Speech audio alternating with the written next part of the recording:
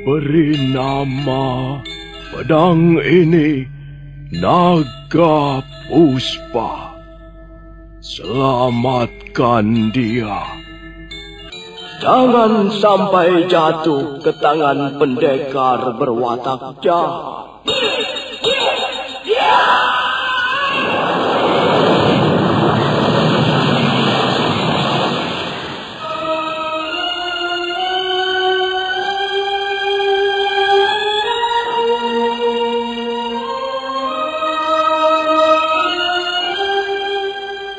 Tutur Tinula.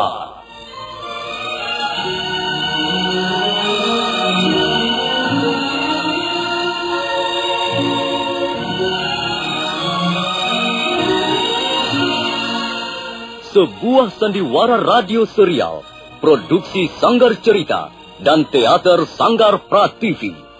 Sebuah kisah dengan latar belakang sejarah runtuhnya Singasari dan berdirinya Kerajaan Majapahit.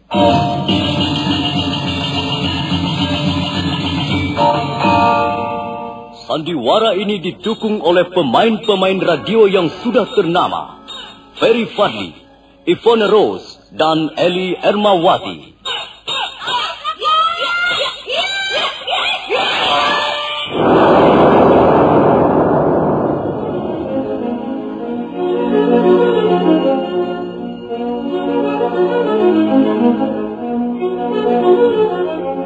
Cerita ini ditulis dan diolah oleh S. Tijab, hiasan musik dan sutradara C. Ispriyonoka. Kali ini mengetengahkan episode ke-11 dengan judul Mutiara Ilmu di Atas Batu.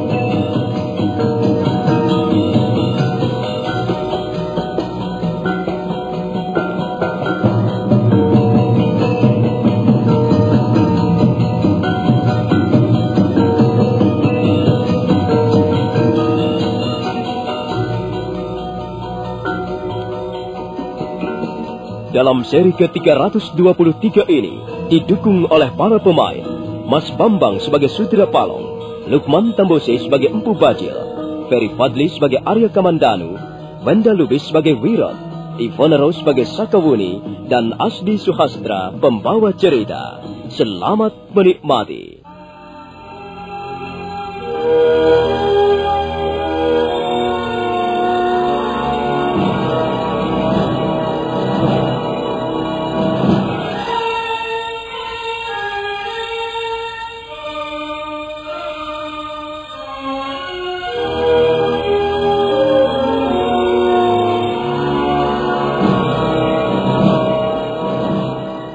Empu Bajil mengakui kesalahannya dan minta pengampunan kepada gurunya, Wong Agung, atau biasa juga disebut Jana Mahadwija.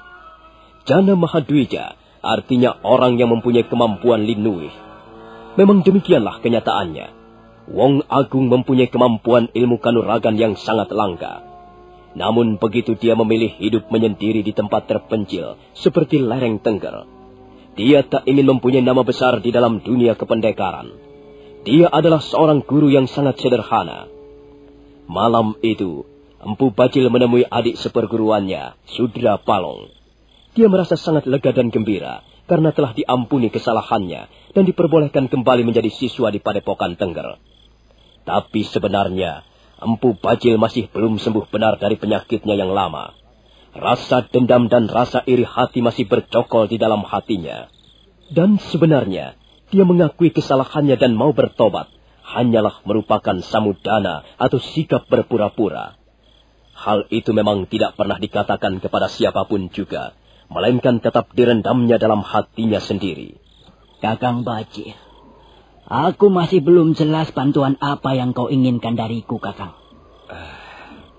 Aku hanya ingin memperdalam Aji Segara Geni Adi Sudra Palong. Bantulah aku. Hal itu tergantung dari guru, Kakang. Kalau guru memandang patut memberikan tambahan ilmu Segara Geni kepada Kakang, maka tentulah Kakang akan memperolehnya. Semuanya tergantung dari guru. Tapi nampaknya guru belum percaya benar-benar kepadaku, Adi Sudra Palong.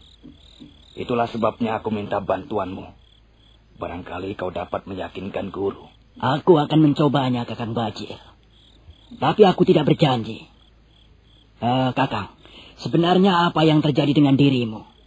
Kukira Aji Segara Geni yang kau miliki sudah lebih dari cukup. Tidak, Sudrapalong. Aji Segara Geni yang kumiliki masih jauh kurang dari sempurna. Sebab ketahuilah, sebenarnya aku mempunyai seorang musuh besar yang sukar sekali dikalahkan. Aku sudah sering bertemu dengannya dan bertarung. Tapi memang dia mempunyai ilmu kanuragan yang cukup tinggi. Sehingga aku tidak pernah dapat memenangkan pertarungan. Bahkan pada pertarungan yang terakhir kali, aku terpaksa kehilangan tongkat pencabut roh. Kalau kau menggunakan alasan itu untuk menambah kemampuan Aji Segara Genimu, kukira guru tidak akan mengizinkan. Aku melakukannya juga untuk menjunjung tinggi nama perguruan Tengger. Semua orang tahu, Padepokan Tengger ini mempunyai ciri ilmu yang sangat langka dan sangat dahsyat. Aji Segara Geni tidak dimiliki oleh perguruan manapun. Dan aku tidak rela ada seorang pendekar yang memandang rendah kepada ilmu atau Aji Segara Geni. Bukankah pendapatku ini cukup masuk akal, Adi Sudrapalong? Maaf, Kakang Bajil. Guru tidak pernah menyinggung-nyinggung persoalan seperti ini. Guru selalu menasehatkan agar kita janganlah mencari musuh. Justru kita dianjurkan untuk menjalin persahabatan dengan sesama hidup kita. Kakang Bajil, kalau aku boleh tahu, siapakah nama pendekar musuh besarmu itu?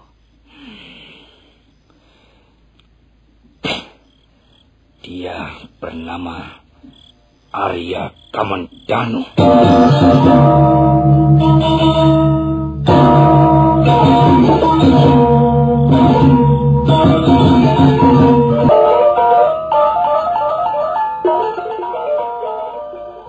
Demikianlah Paman Wirot. Demikianlah akhir kisah Paman Ranubaya. Beliau akhirnya wafat di negeri orang. Guru, saya sama sekali tidak menduga bahwa guru akan bernasib seperti itu. Hati saya juga selalu sedih setiap kali mengingat nasib Paman Ranubaya. Setiap kali saya bertanya-tanya dalam hati, maka akhirnya pertanyaan itu akan membentur pada kekecewaan dan ketidakmengertian. Bahkan tidak jarang saya lalu mengambil kesimpulan bahwa tidak ada keadilan di dunia ini. Saya kira bukan begitu, Nger. Hal itu justru pernah berkali-kali dikatakan oleh guru semasa hidupnya.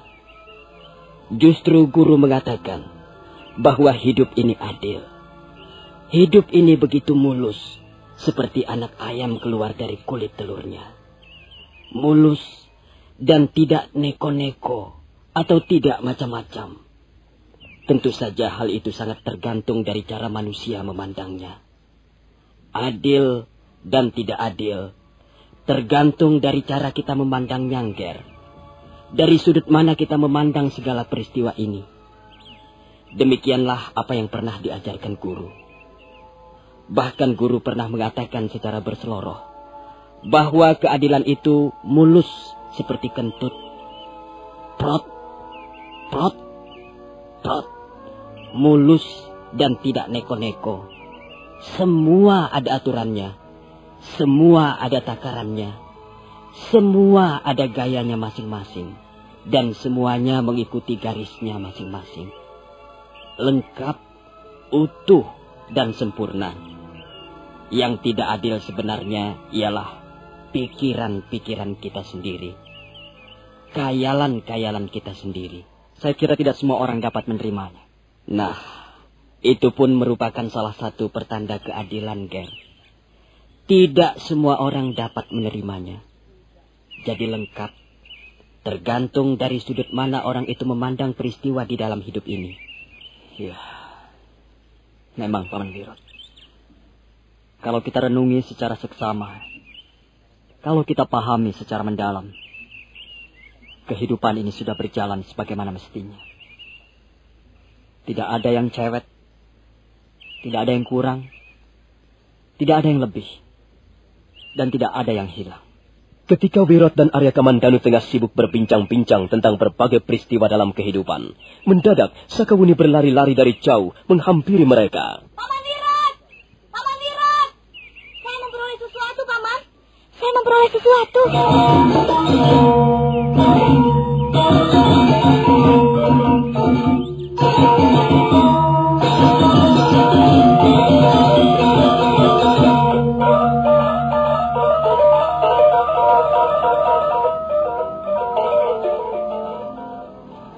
Ada apa, Sakawuni? Mengapa kau berlari-lari seperti dikejar-kejar hantu? Saya menemukan sesuatu, Kamandanu. Sungguh, Paman Wirot, saya tidak berdusta. Marilah ikut saya.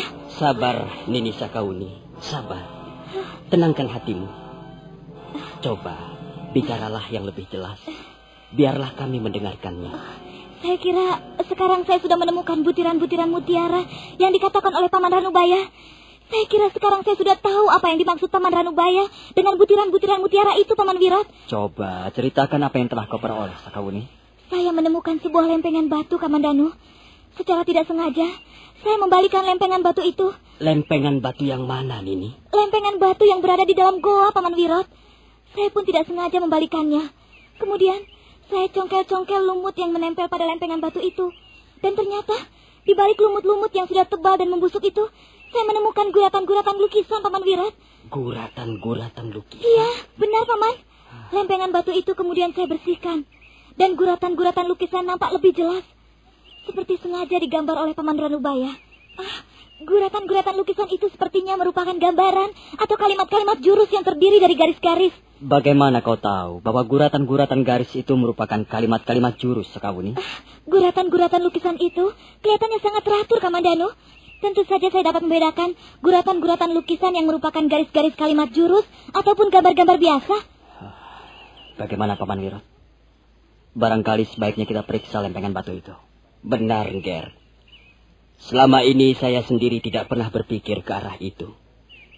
Saya tidak pernah menyentuh batu-batuan yang bertebaran dan sebagian tertanam lumut di dalam gua itu. Tapi nampaknya Sang Hyang Widi telah memberi petunjuk kepada kita melalui pengalaman Nini Sakawuni. Marilah, Nger. Marilah, Nini Sakawuni. Kita periksa lempengan batu itu bersama-sama.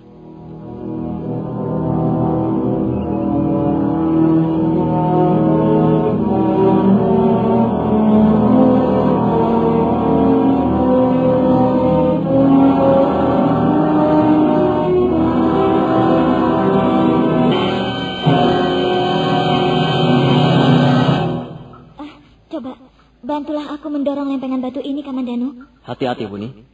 Marilah kita membalikannya perlahan-lahan.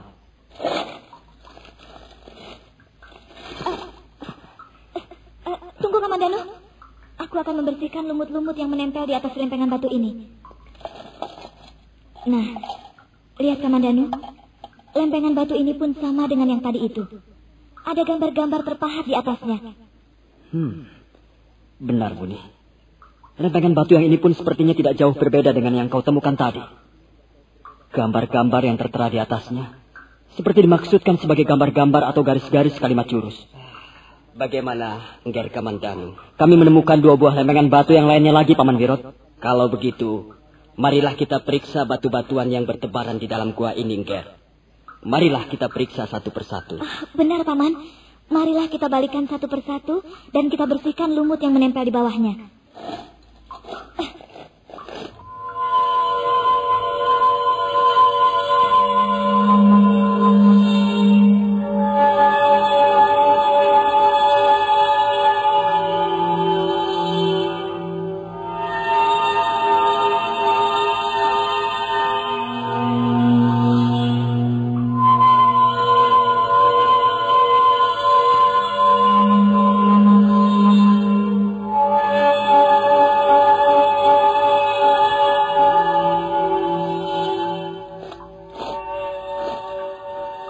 Arya Kamandanu, Wirot dan Sakawuni kemudian bekerja membalikan batu-batuan di dalam goa. Tidak seluruhnya batu-batuan yang mereka balikan mengandung tulisan-tulisan atau guratan-guratan lukisan. Sakawuni membersihkan lumut-lumut dan mencuci lempengan-lempengan batu dengan air yang terdapat di dalam goa. Kemudian mereka bertiga menata lempengan-lempengan batu itu, menyandarkannya berjajar pada dinding goa. Iya, saya kira cukup, Nger. Cukup, Nini. Tak ada lagi lempengan-lempengan batu yang lain yang mengandung tulisan, Paman Wirot? Iya, semuanya ada 12 lempengan batu. Tak ada lagi yang lain. Mungkin memang hanya berjumlah 12, Paman Wirot. Guru pernah berkata bahwa ilmu Kanuragan Naga Puspa terdiri dari 35 jurus.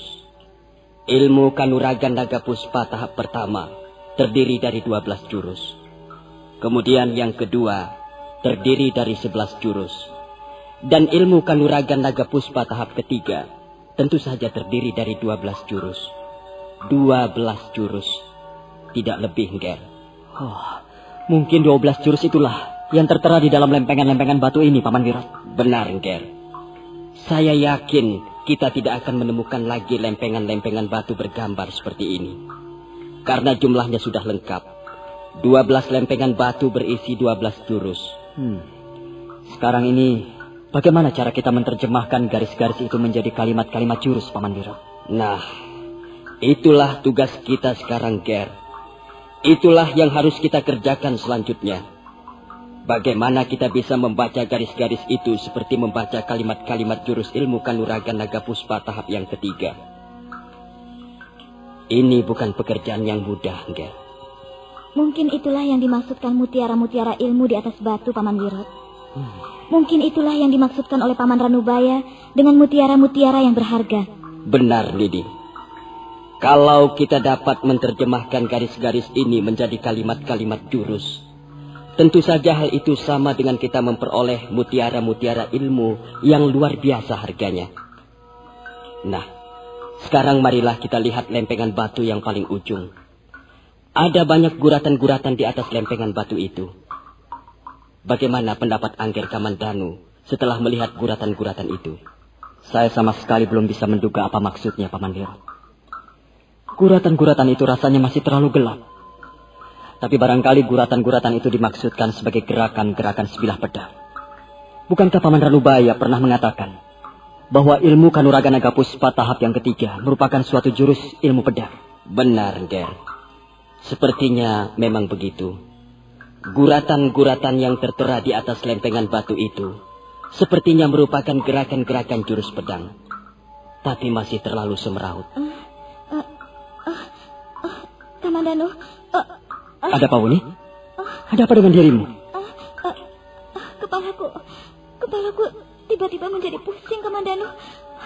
Dan keringat dingin keluar membasahi tubuhku. Entahlah apa sebabnya. Mungkin kau kurang enak badan. Kau sudah bekerja keras membersihkan lempengan-lempengan batu ini. Sebaiknya kau istirahat saja dulu. Baiklah, Kamandanu. Saya akan berbaring dulu sebentar. Sakawuni lalu melangkah ke sudut ruangan goa. Kemudian dia membaringkan tubuhnya di atas lempengan batu yang cukup lega. Sakawuni memejamkan matanya.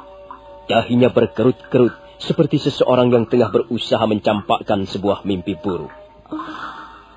Lempengan-lempengan batu itu sepertinya mengandung suatu tenaga gaib yang luar biasa besarnya. Mendadak kepalaku menjadi pusing.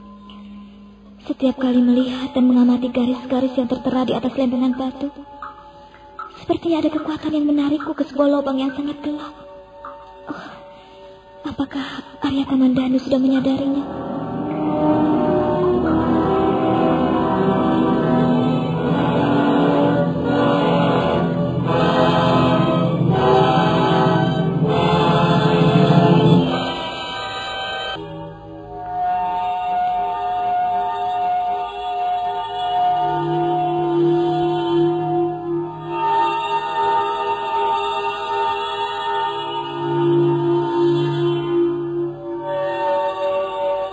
Sambil berbaring, Sakawuni memejamkan matanya, sambil berusaha untuk melupakan garis-garis yang tertera di atas lempengan-lempengan batu.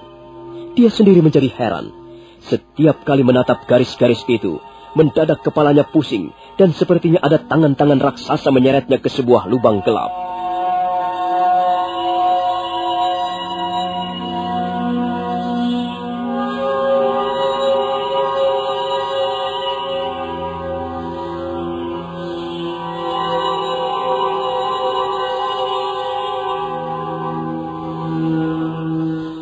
Saudara pendengar, bagaimanakah kisah selanjutnya? Apa yang akan mereka lakukan terhadap lempengan